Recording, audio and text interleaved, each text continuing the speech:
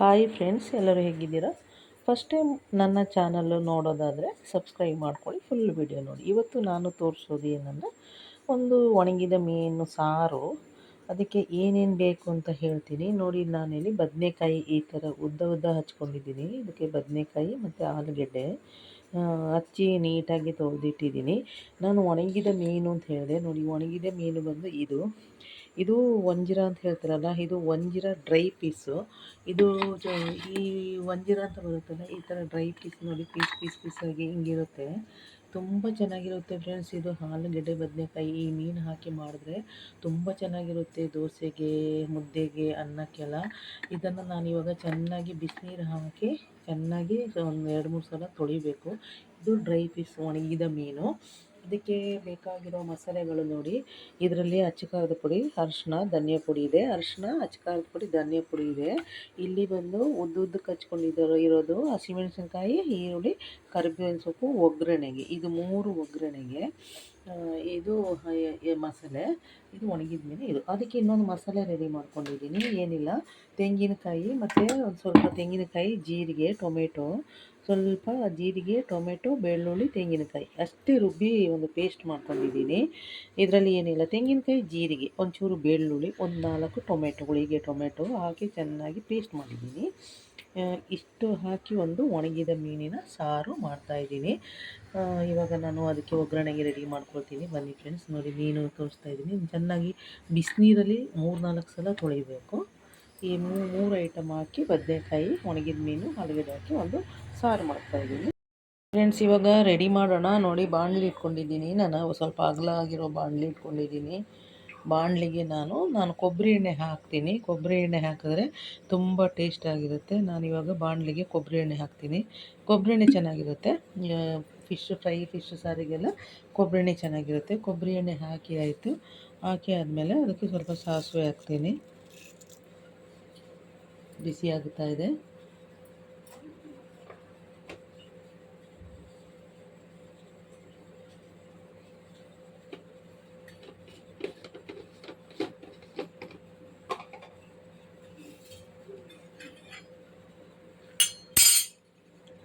ಇವಾಗ ಸಾಸಿವೆ ಹಾಕಿದಾಯಿತು. ಸಾಸಿವೆ ಸ್ವಲ್ಪ ಚಟಪಟ ಅನ್ನಬೇಕು. ಚಟಪಟ ಅನ್ನುವಾಗ ನೋಡಿ, ಸಾಸಿವೆ ಸಿಡಿತಾ ಇದೆ.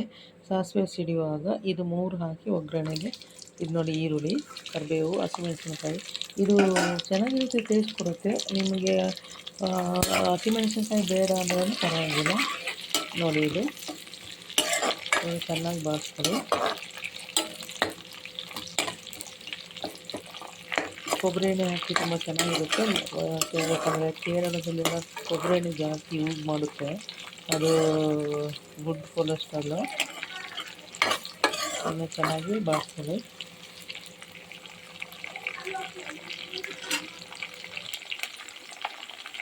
ನೋಡಿ, ಇವಾಗ ಚೆನ್ನಾಗಿ ಫ್ರೈ ಆಯಿತು.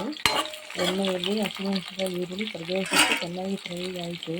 ನಾನು ಅದ್ರ ಜೊತೆಗೆ ನೋಡಿ ಡ್ರೈ ಪೀಸನ್ನು ಚೆನ್ನಾಗಿ ತೊಳೆದು ಇಟ್ಕೊಂಡಿದ್ದೀನಿ. ಅದನ್ನು ಹಾಕ್ತೀನಿ. ಅದನ್ನು ಹಾಕಿ ಸ್ವಲ್ಪ ಮಿಕ್ಸ್ ಮಾಡ್ತೀನಿ. ಚೆನ್ನಾಗಿ ಮಿಕ್ಸ್ ಮಾಡ್ಕೊಳ್ಬೇಕು. ಸ್ವಲ್ಪ ಚೆನ್ನಾಗಿ ಮಿಕ್ಸ್ ಮಾಡಿ,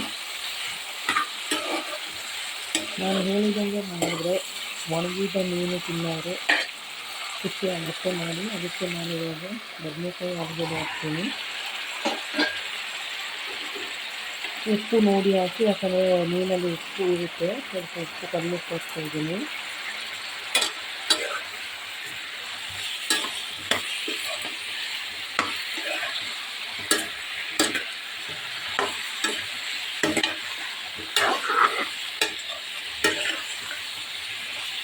ಕಲ್ಲುಪ್ಪು ಹಾಕಿ ಚೆನ್ನಾಗಿ ಮಿಕ್ಸ್ ಮಾಡಿ ಬದನೆಕಾಯಿ, ಮೀನು ಮತ್ತು ಆಲೂಗಡ್ಡೆ. ಇವಾಗ ಅದಕ್ಕೆ ಅಚ್ಚಕಾರದ ಪುಡಿ, ಧನಿಯಾ ಪುಡಿ ಮತ್ತು ಅರಿಶಿನ ಹಾಕ್ತೀನಿ. ನಿಮಗೆ ಎಷ್ಟು ಬೇಕೋ ಅಷ್ಟು ಖಾರಕ್ಕೆ ಅದನ್ನು ಚೆನ್ನಾಗಿ ಮಿಕ್ಸ್ ಮಾಡ್ಕೊಳ್ಳಿ. ಚೆನ್ನಾಗಿ ಮಿಕ್ಸ್ ಮಾಡ್ಕೊಳ್ಳಿ. ರುಬ್ಬಿರೋ ಮಸಾಲೆ ಆಮೇಲೆ ಹಾಕ್ಬಿಟ್ಟು ಇವಾಗ ಹಾಕ್ಬಾರ್ದು, ಸ್ವಲ್ಪ ಬೇಯಬೇಕಿದೆ. ಚೆನ್ನಾಗಿ ಮಿಕ್ಸ್ ಮಾಡ್ಕೊಳ್ಳಿ.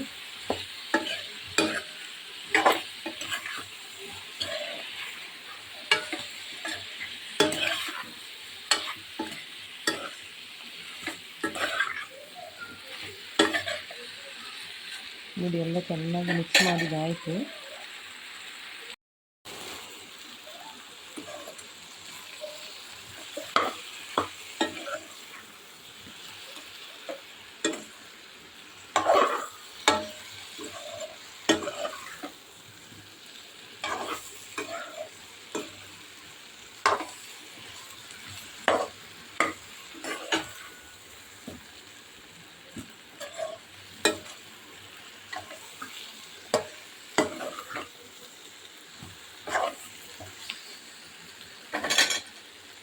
ನೋಡಿ ಫ್ರೆಂಡ್ಸ್, ಇವಾಗ ಚೆನ್ನಾಗಿ ಎಣ್ಣೆ ಬಿಟ್ಕೊಂಡಿದೆ. ಎಣ್ಣೆ ಬಿಟ್ಕೊಂಡಿರುವಾಗ ನಾನು ಏನು ಮಾಡ್ತೀನಿ ಅಂದರೆ, ಅದು ಸ್ವಲ್ಪ ಹೊತ್ತು ಬೇಯಬೇಕು. ಸ್ವಲ್ಪ ಬೇಯೋಕ್ಕೆ ನೀರು ಹಾಕ್ತೀನಿ. ಆಮೇಲೆ ಅದು ಸ್ವಲ್ಪ ಒಂದು ಕುದಿ ಬರುವಾಗ ರುಬ್ಬಿರೋ ಮಸಾಲೆ ಹಾಕೋದು. ಇವಾಗ ಹಾಕಬೇಡಿ. ಇವಾಗ ನೋಡಿ ಸ್ವಲ್ಪ ನೀರು ಹಾಕಿ ಒಂದು 20 ನಿಮಿಷ ಉಪ್ಪು ಖಾರ ಜೊತೆ ಅದು ಚೆನ್ನಾಗಿ ಬೆರಿಬೇಕು. ಅದು ಚೆನ್ನಾಗಿ ಇವಾಗ ಕುದೀಲಿ, 10 ನಿಮಿಷ ಕುದೀಲಿ. ಆಮೇಲೆ ರುಬ್ಬಿರೋ ಮಸಾಲೆ ಹಾಕಿ ಕುದಿಸ್ಬೇಕು. ಫ್ರೆಂಡ್ಸ್, ಇವಾಗ ಚೆನ್ನಾಗಿ ಉಪ್ಪು ಖಾರ ಎಲ್ಲ ಚೆನ್ನಾಗಿ ನೀರು ಹಾಕಿ ಚೆನ್ನಾಗಿ ಉಪ್ಪು ಖಾರ ಹಿಡಿದಿದೆ. ಈ ಥರನೂ ನೀವು ಬೇಕಾದರೆ ಯೂಸ್ ಮಾಡ್ಬೋದು, ಟೇಸ್ಟ್ ಆಗಿರುತ್ತೆ. ನಾನು ಸ್ವಲ್ಪ ರುಬ್ಬಿ ಹಾಕಿದ್ರೆ ಇನ್ನೂ ಟೇಸ್ಟ್ ಇರುತ್ತೆ ಅಂತ ಇವಾಗ ರುಬ್ಬಿರೋ ಮಸಾಲೆ ಸೇರಿಸ್ತೀನಿ. ಇದರಲ್ಲಿ ಏನಿಲ್ಲ, ಜೀರಿಗೆ, ಬೆಳ್ಳುಳ್ಳಿ, ತೆಂಗಿನಕಾಯಿ, ಟೊಮೆಟೊ ಅಷ್ಟೇ ಹಾಕಿರೋದು. ಬೇರೆ ಏನು ಹಾಕ್ಬೇಡಿ, ಚೆನ್ನಾಗಿರಲ್ಲ, ಟೇಸ್ಟ್ ಇರಲ್ಲ. ನೋಡಿ ಇವಾಗ ಎಲ್ಲ ಮಸಾಲೆ ಹಾಕಿದ್ದೀವಿ.